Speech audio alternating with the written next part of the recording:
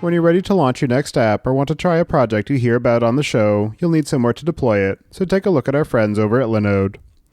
With the launch of their managed Kubernetes platform, it's easy to get started with the next generation of deployment and scaling, powered by the battle-tested Linode platform, including simple pricing, node balancers, 40 gigabit networking, dedicated CPU and GPU instances, S3-compatible object storage, and worldwide data centers.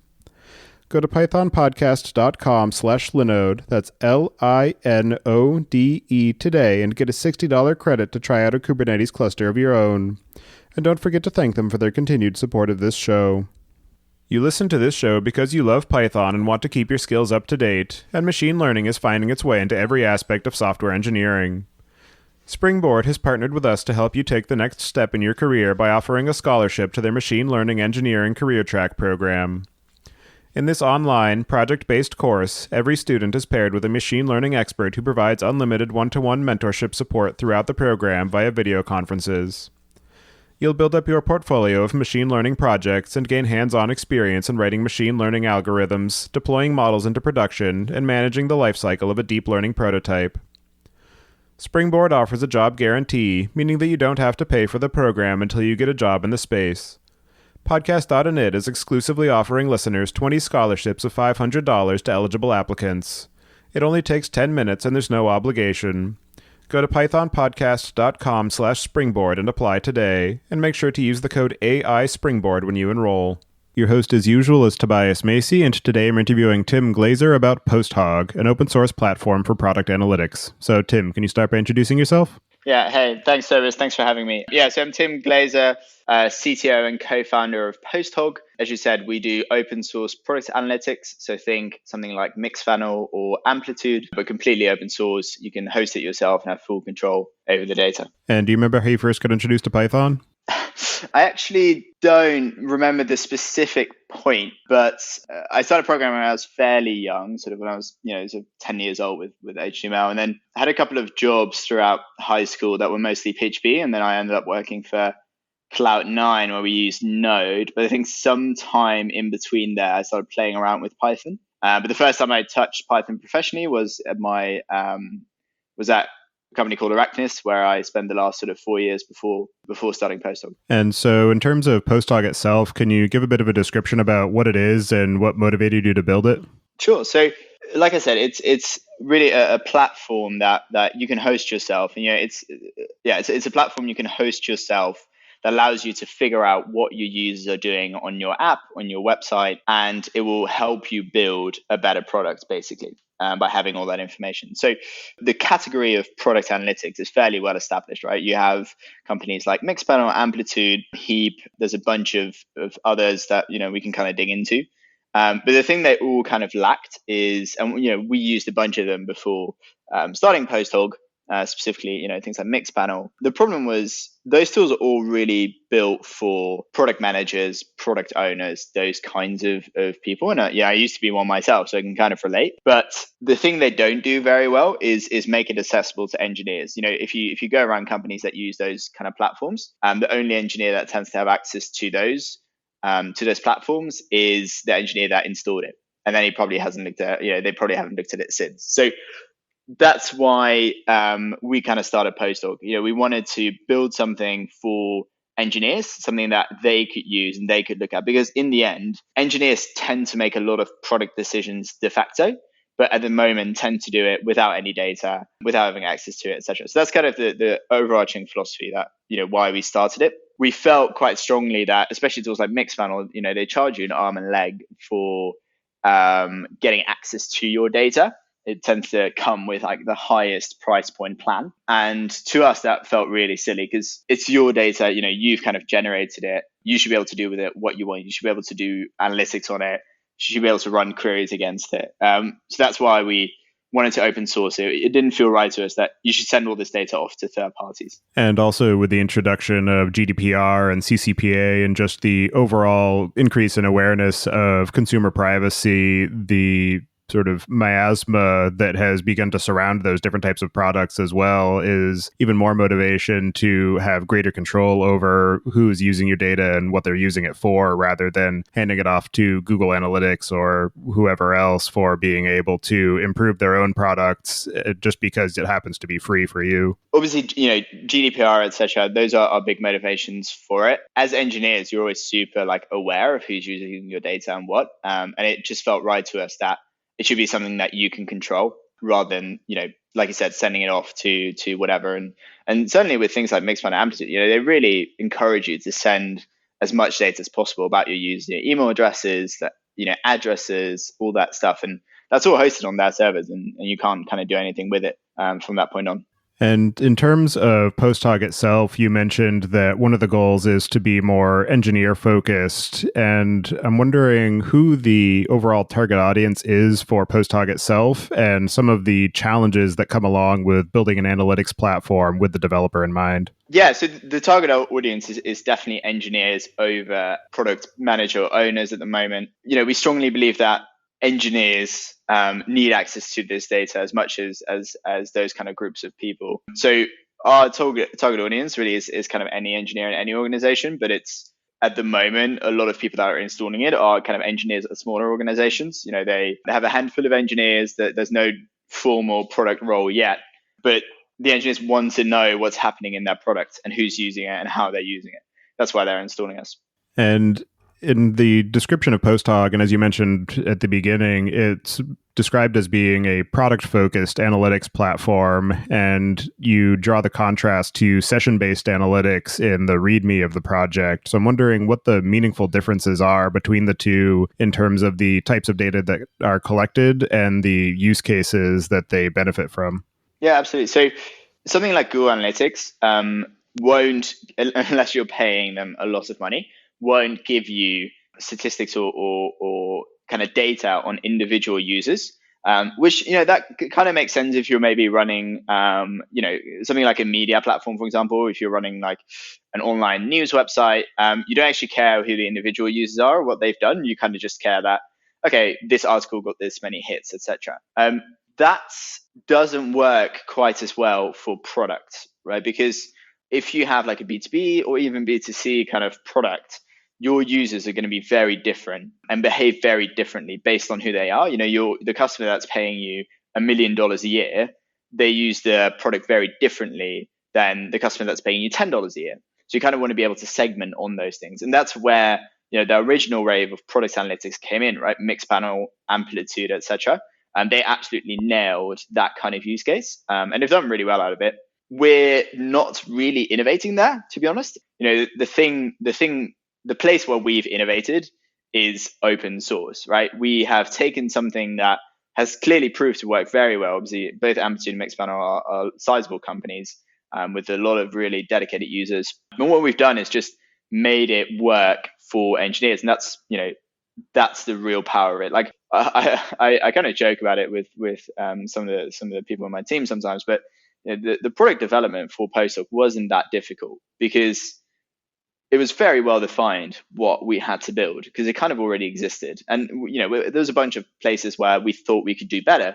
But the real innovation was just being able to self-host it. And, we've seen a lot of use cases where it's really hard in especially big organizations to get any software kind of installed. You have to go through all sorts of processes, etc. But as soon as something is MIT licensed, it tends to be really easy. So yeah, that's just kind of where we've come from. And so using open source as the differentiating factor has a lot of benefits in terms of gaining broad-based adoption for people who are interested in this kind of thing and want to be able to just pull something off the shelf and experiment with it. But in terms of the actual capabilities of the product that would help to sell it to the people who are actually going to eventually write the check to pay for support or pay for managed hosting, what are some of the capabilities of PostHog that make it stand out in such a crowded marketplace?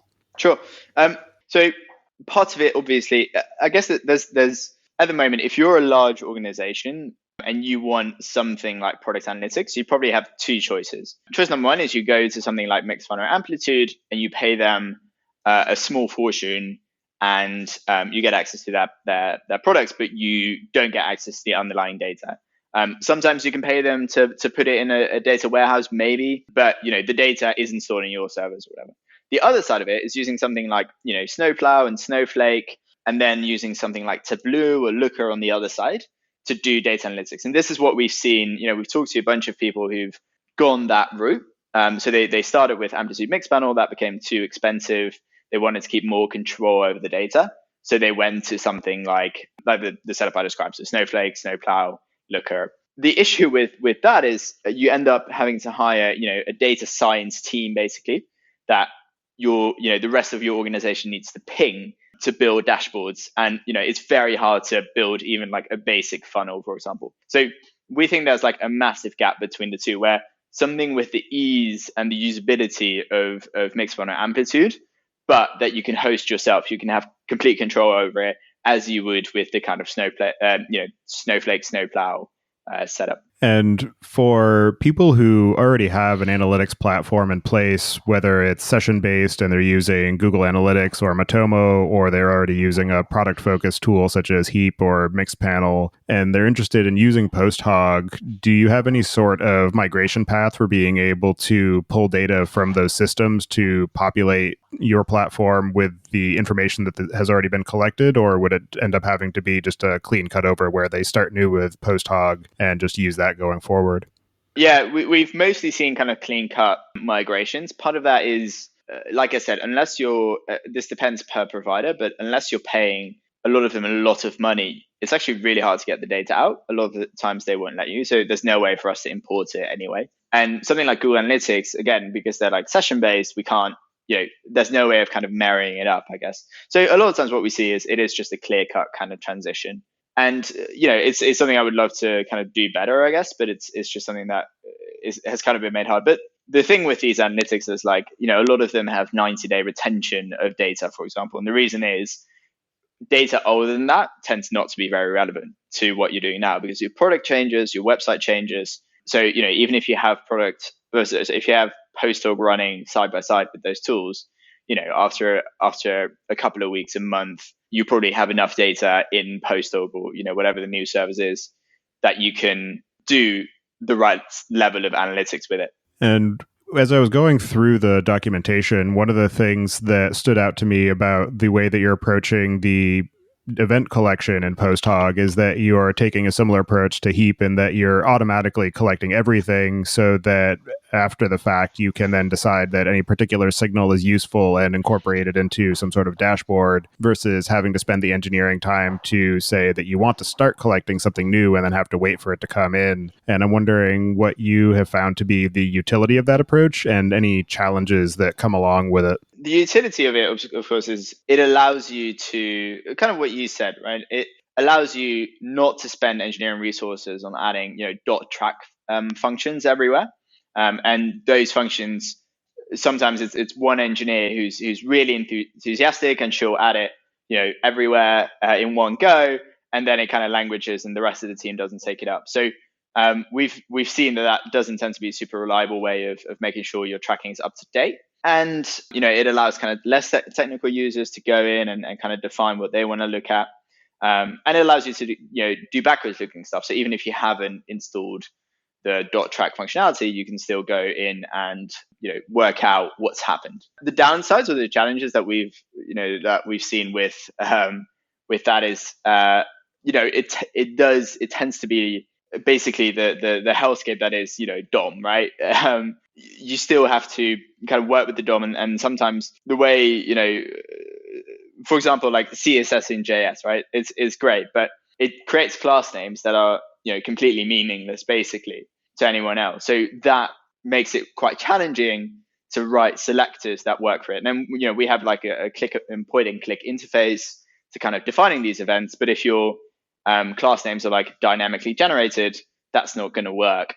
So that's the challenge. And like, you definitely get more reliability if you do kind of dot track calls everywhere in your code, but you lose some of the flexibility. So you work out, and obviously, like, we also allow you to do dot track calls if you want, yeah, it's kind of just a free extra option, and we've seen a lot of use from it. And for somebody who is using PostHog, can you talk through just the overall workflow of the data collection and then being able to build useful dashboards out of it, and any integration or enrichment of data sources from either additional platforms that you're using, whether it's SaaS or otherwise, or being able to collect information from things like mobile applications? Sure. So, if you sign up for an account on, you deploy PostHog to Heroku or AWS, whatever it is, we give you a super simple snippet. You put that in your website and you start collecting from the word go. That's the super basic kind of version, and that will allow you to do quite a bit of analytics, and we start collecting events straight off. We have libraries for most popular kind of libraries and languages. So we have,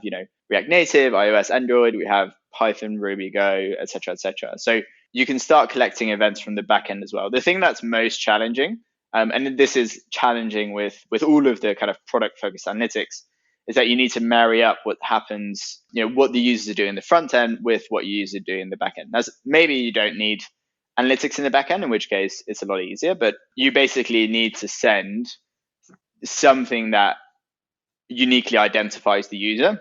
So, a user ID. So you can kind of like make sure that all the events that one user does correctly get grouped under one user.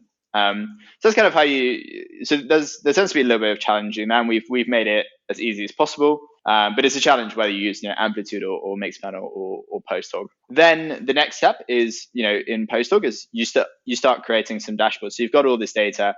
We pre-create some of the dashboards for you, but we have kind of like a graph interface that is really powerful, allows you to do all sorts of analytics, things like stickiness, like retention. It allows you to filter by kind of any property that you send, or we send a bunch of properties automatically. So it allows you to create really powerful dashboards really, really quickly. And in terms of the collection of the data too, one of the challenges can be in making sure that the structure of the event is able to be joined across the different platforms. So I'm wondering what your approach has been in terms of enforcing some sort of default schema or default attributes for being able to then collect the information across multiple different sites or platforms and then join it across them. Yeah, so I guess the upside is, we control all the client libraries as well. So it means that all of the attributes across the libraries are consistent.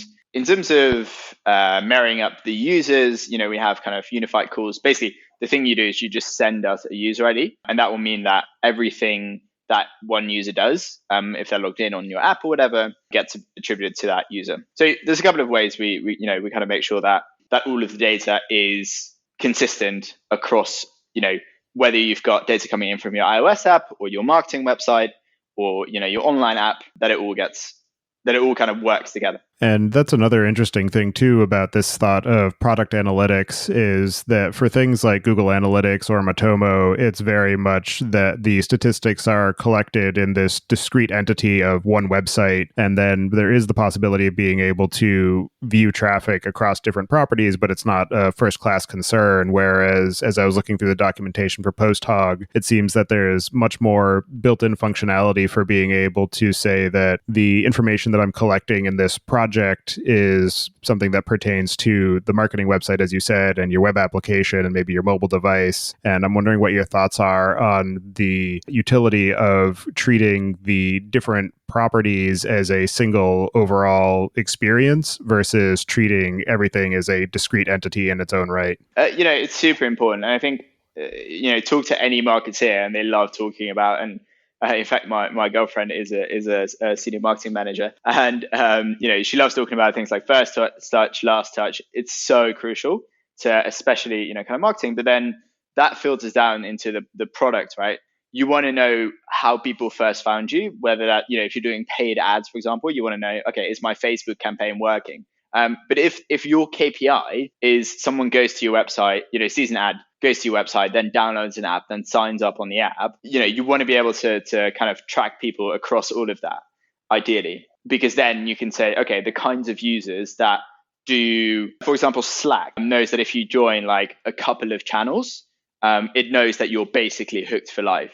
And Netflix has something similar, right? Where if you watch a couple of movies, you're going to be hooked for life, basically, or for a long time. If that's your KPI, but that lives in your mobile app, and you're spending a ton of money getting people from Facebook onto your website, you want to be you want to make sure that the types of campaigns that bring people to the website are the types of campaigns that then eventually lead people to do whatever that action is in your app. So, marrying the two up is a massive challenge, but if you get it right, especially in big organizations, it can be so powerful because it just allows you to, if you're doing paid marketing, spend much more effectively, or if you're doing content marketing, to focus on the things that really matter. In terms of PostHog itself, can you talk through how it's implemented and how the overall design and architecture of the system has evolved since you first began building it? Yeah, sure. So I sort of consider myself to be, a fairly average developer, and I like libraries and frameworks that are well tested, that are a little bit boring, but that just do the job. So I started with just Django and like a very basic React app, and that's basically still what it is today. Obviously, we've expanded things massively. So, but in essence, it's basically a Django app. It's got we use a Django REST framework for all the API endpoints. It's a single page application in React. And we use something called Kia for our state management. So we actually hired Marius, who wrote the Kia framework. It's basically just a layer on top of Redux that takes away a lot of the boilerplate of writing kind of Redux code. And it's really helped us structure our code base much better. So that was probably the single biggest like architecture change that we made. Because before, obviously it's all open source, so you can see exactly how I kind of stuffed this up. But we would just have like huge classes of React components that did a bunch of magic stuff. It would call APIs left, right, center.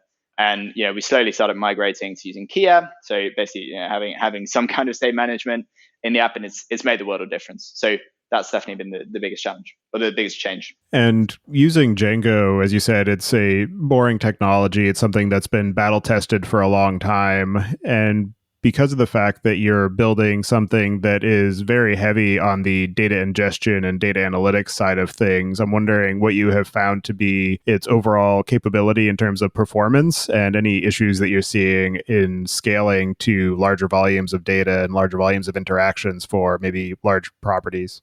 Yeah, so on the analytics side, it's kind of, the database does most of the heavy lifting. The event insertion, we are definitely starting to run up against some issues. So actually, something that we have generally been working on this week is, I won't get into too much detail, but the basic problem is every time we insert an event, we have to work out if that event is part of an action. We call them actions. It's basically a wrapper around something like an auto-captured event that makes it human readable. So if you have a call to action on your website that's like sign up, you can create an action that's called sign up and then use our point and click interface to work out what button is the sign up button. Now, every time we do an event insert, we kind of check whether that event is part of an action.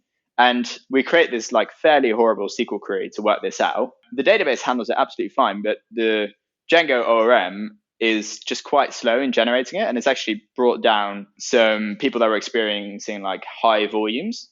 And we had to quickly remove those actions to make sure it works. So that's something we're looking at the moment. So I think possibly for the event ingestion, we might move away from the Django ORM, or we might just cache the results of that query, or whatever it is. But apart from that, I absolutely love Django. I think it's one of the best things, certainly in kind of like the Python community, and it just allows, we could have never built PostHog as quickly as we've done without Django. Since you have gotten decently far along in the product, I'm wondering what your thoughts are reflecting back on the initial decisions of using Python and Django for building this platform out, and any considerations that you might have done differently now that you are further along in the journey. I would absolutely use Python again, and I would absolutely use Django again. Some of the other mistakes definitely have been in the front end, as I said, around kind of state management, and I sort of wish we'd used TypeScript.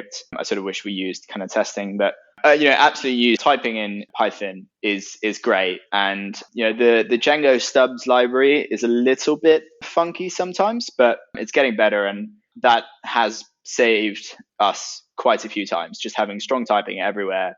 Kind of enforcing that across the code base. I guess doing differently, we and this is maybe a little bit niche, but we definitely have kind of large functions in our Django REST like API framework. So some of the kind of view sets and serializers are really, really big. And I think the sort of accepted wisdom these days is to have sort of a middle layer between models and the API. And we still kind of struggle to place things. So some of the logic is in like models, some of the logic is in the API, the API layer, and we're constantly not quite sure where any of it belongs. And I think if we'd had some kind of like structured middle layer, that would have been useful. And because of the fact that this is very IO heavy, I'm wondering if you've put any thought into using the channels capabilities in Django. I know that looking at your requirements that you're on version 3, so it should be able to support the ASCII interface and use channels to maybe give you some extra performance while still being able to take advantage of all of the stability that Django offers.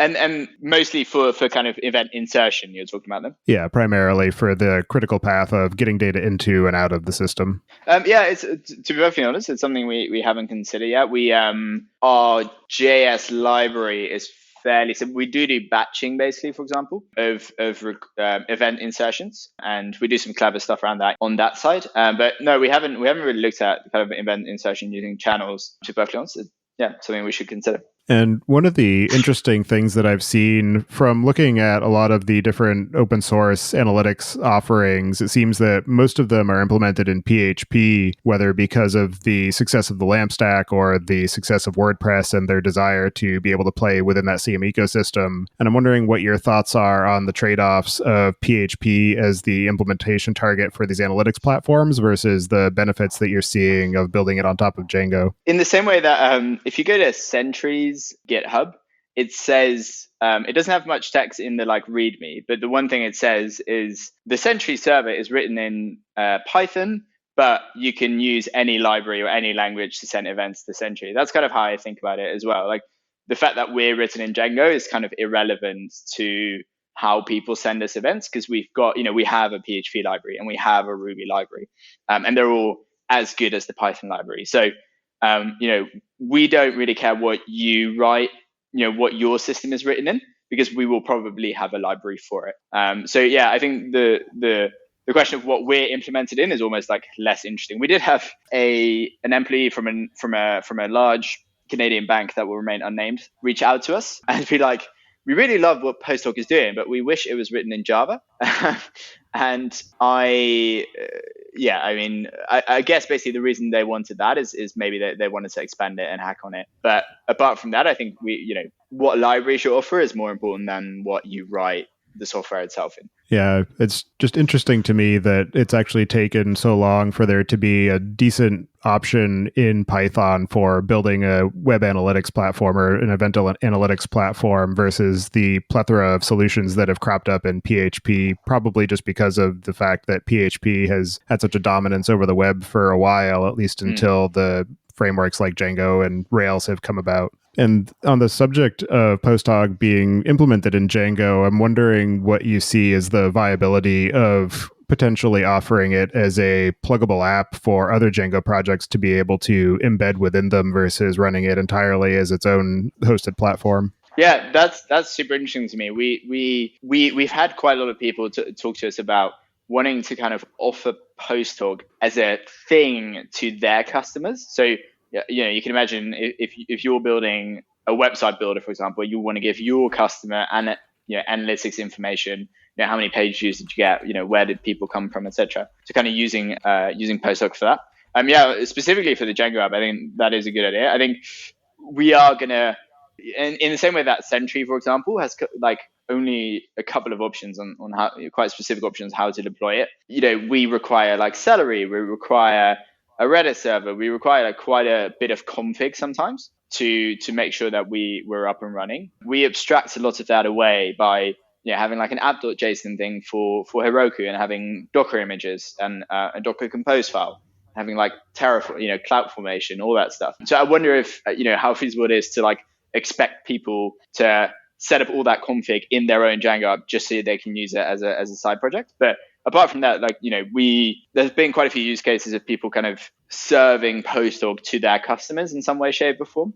And it's definitely something that, we want to encourage. And as far as the utility of PostHog, some of the benefits that come about from having access to the underlying data and having the APIs available to it is the option for integration and extensibility. So I'm wondering what you view and what is already existing in terms of the options for extension and pluggability or integration points for people who want to use PostHog within the broader context of their systems. Yeah, the thing that we see a lot of is people are just deploying it themselves, on their own systems, and then obviously we all the events get stored in Postgres.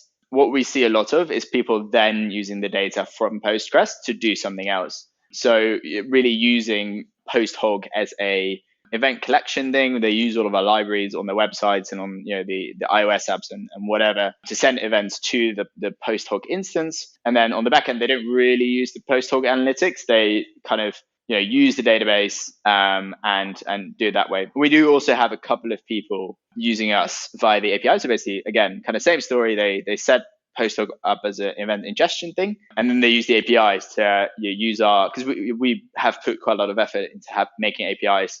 They're super powerful, and that obviously we use in the front end to allow you to do all sorts of analytics. But then, if you want to use the API, obviously go ahead. That's kind of the point of the exercise. And on the point of scale as well, a lot of people, as they get to a certain point of volumes of data, they start to look to data lakes, or if they're more interested in sort of responsive analytics, the data warehouse approach. I'm wondering what your thoughts are on the utility of PostHog within those contexts, or the overall integration path for exposing PostHog as a data source for those different systems, either via an ELT integration or things like that. I think the first thing that I would say is it is amazing how far Postgres can go. For example, I'm fairly sure Heap is still using Postgres.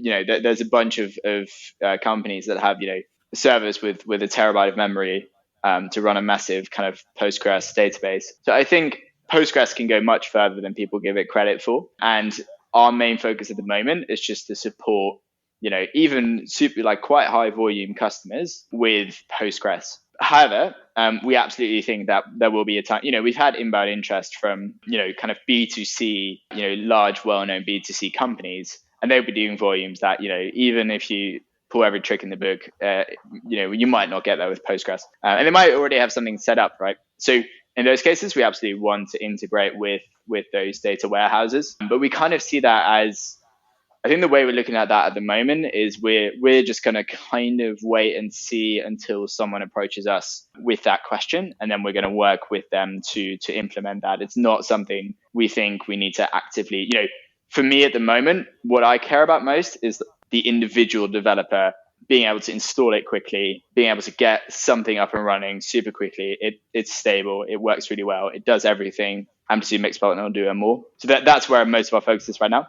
And then, if someone comes in and wants to use a data warehouse with us, we'll very happily work with them to make that happen. And the other aspect of building an analytics platform, and you mentioned that you have some pre-built dashboards for people who are getting started with PostHog to get them up and running, is just the overall aspect of making sure that the presentation of the data and the presentation of how to query and investigate the data is accessible and understandable for the people using it. And I'm wondering what you have seen as being the challenges of providing an interface that is intuitive and still able to be expressive enough for power users who want to be able to dig deep and do their own analysis. Yeah, this is probably something, I think I underestimated when starting PostHog. You look at some analytics tools and you're like, it's just a couple of options. But the real challenge is in the permutations of the options, right? So if you log into PostHog, there's a couple of fields that you can change, and it actually looks deceptively simple, but it's really, really powerful. And obviously, if you do the maths on the number of different settings you could use to create a graph, it's immense. So kind of testing that and making sure all of those permutations work is quite challenging. But what we found also is that, and again, with some of the other tools, they have like different views for each variation of they have a view for retention, they have a view for aggregates by people, etc. We've actually managed to get all of that in one view, that still looks kind of deceptively simple. And I think the way we've done that is really just take the essence of what do you really, what do users really care about seeing, and kind of taking that really user-centric approach to building it, rather than this is what our system is technically capable of. And once you have all the information collected and you're viewing the results and the graphs that show you the different trend analysis or the behavioral patterns of your users, what is the useful next step from that? And what are some of the ways that you can provide some useful sort of constructive feedback in terms of this is the structure of the events, and then this is the actual benefit that you can gain by having this knowledge, and some concrete actions that you can take to improve the growth and viability of your company or your project or your product? Certainly, if you've just started using product analytics, it's surprising how non-deep you have to go to find insights that will help you build a better product. So, my favorite example is it tends to be really easy to create a funnel in any product analytics platform, and really just by looking at that funnel and seeing where people drop out, double your conversion rate. So if you've got a web shop or a product that takes someone from the homepage all the way to paying, to putting their credit card in, if you create that funnel with all of the steps, and then just see where people drop off the most, and then do your best to improve that, you can get a huge amount of huge uptick in conversion rates just from that. I guess the other thing that tends to be really insightful is a lot of people, and especially kind of engineers, don't know how users use their product. Do you really know, like, okay, you have a sidebar with 7 menu items, but do you know which of those people are actually using? What's the top 1 or 2 actions that people do most in your system? And it will surprise you.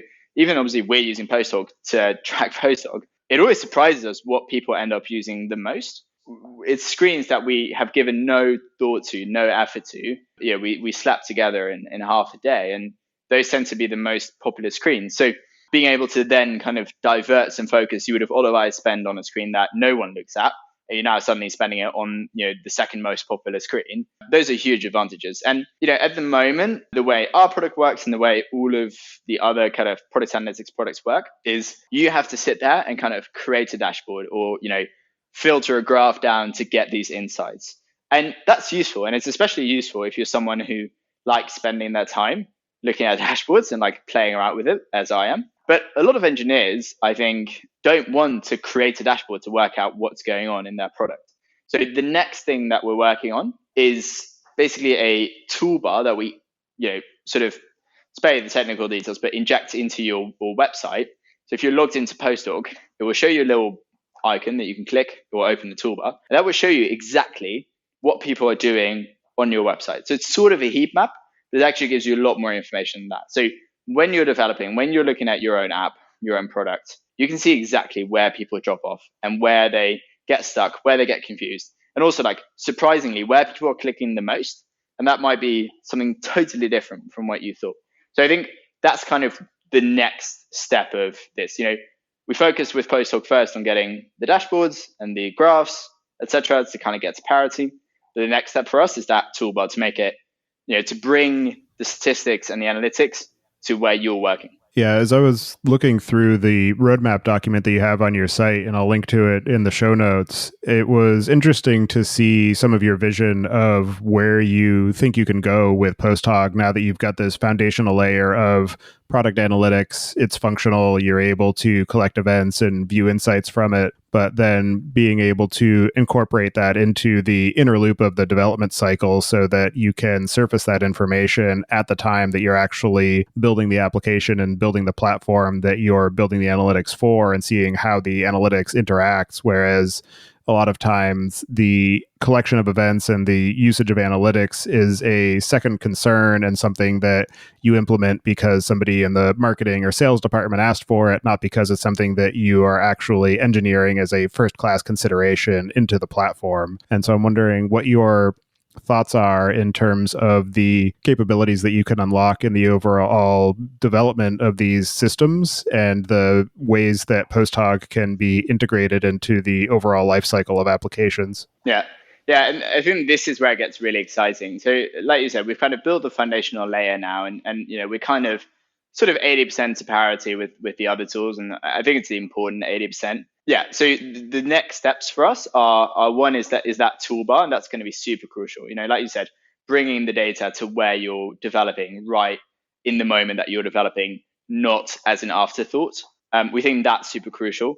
We also think that's really just, and this is kind of talking longer term, but we really think there's a place for a kind of in the same way GitLab, went from being a GitHub clone to being an all-encompassing sort of DevOps CI/CD lifecycle behemoth. We think there's a similar place in analytics. So, at the moment, we're happily kind of ingesting all these events. We're gathering some super interesting data. The next obvious places that we're going to use that, like I said, the toolbar, but we're also thinking of things like A/B testing, for example. So, why do you have to buy something like Google Analytics and Optimizely and like Launch Darkly for kind of feature flags? So why do you have to use something like Google Analytics, Optimizely, Launch Darkly, for feature flags for A/B testing? And we think there should be like a single platform to do all of those things, and we think PostHog is going to be that. But that is a the kind of future vision of it.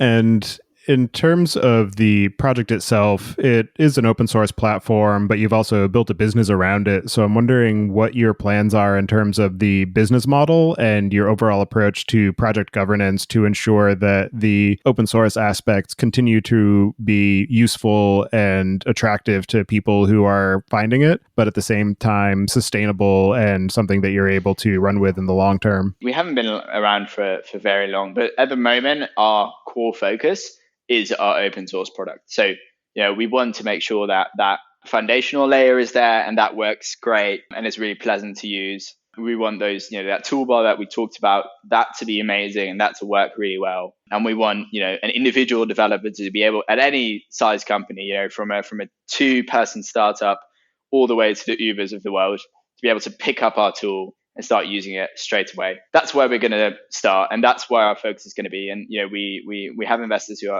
totally understand that, and that's going to be our focus. In terms of monetization, we never want to charge individual developers. We don't want to charge very small teams. We think the people that will be able to pay for what we're building and who will get the most value out of it in that sense is the large enterprises, and that's why we're talking about kind of an all-encompassing platform where we have things like A/B tests, we have things like feature flags, and those really only come into play when you're a large organization. If you're in your sort of proverbial bedroom coding up your first site, A/B testing is not that relevant to you. So that's kind of how we're thinking of segmenting it. But the core stuff that we're working on now, that kind of analytics capability, event ingestion, that toolbar, that's all going to be free forever, and that's going to be very much open source. And as far as the landscape and the exercise of building a product analytics platform, what are some of the most complex, complicated, or misunderstood aspects that you've encountered? The biggest one is probably the biggest one is probably usability, more so than obviously all of inserting millions of events a day is kind of an interesting technical challenge. In the end, it tends to be a little bit of optimization and a little bit of just buy bigger servers. The real challenge is building an analytics tool that everyone can use. And that's why we're thinking about these things like the toolbar, etc., because we want it to be really easy to unlock kind of insights from our product. And the way to do that, we think, is not going to be easy. And, I'm personally not a great UX designer, for example.